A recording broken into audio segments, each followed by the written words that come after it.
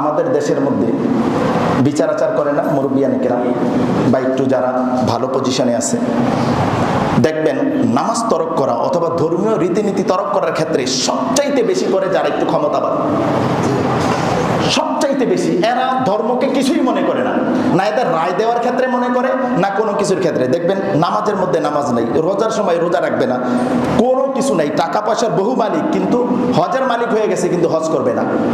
টাকা লক্ষ লক্ষ টাকা দোকান করবে, বাড়ি করবে, গাড়ি করবে, অনেক কিছু করবে, কিন্তু এবাদতের মধ্যে নাই। বড় বড় লেকচার দিবে, আপনি গেলে আপনাকে জ্ঞান দিবে, অমুকে গেলে অমুকের জ্ঞান দিবে, তমুকে গেলে তমুকের জ্ঞান দিবে। জ্ঞান তার কাছে অভাব নাই, কিন্তু আল্লাহ রাব্বুল আলামিন যে এটাকে ফরজ করে দিয়েছেন 5 ওয়াক্ত নামাজ, 5 ওয়াক্ত নামাজ পড়ার মতো তার সময় হয়। এরা হচ্ছে আমাদের সমাজের লিডার, আমাদের সমাজের লিডার। একটা সমাজের মধ্যে সময় খারাপ, এই সমাজের মধ্যে গাঁজাখোর আছে, মদখোর আছে, জুয়ারি আছে, সবাই আছে, ওই ব্যক্তিদেরকে নামাজের মধ্যে নিয়ে আসবেন। আল্লাহ রাব্বুল আলামিন যেই দিন কবুল করে ওই দিনও মদ ছেড়ে দিবে, গাঁজা ছেড়ে দিবে, জুয়া ছেড়ে দিবে। আপনি তাকে ছেড়ে দিয়েন না, আপনি তাকে নিয়ে আসেন।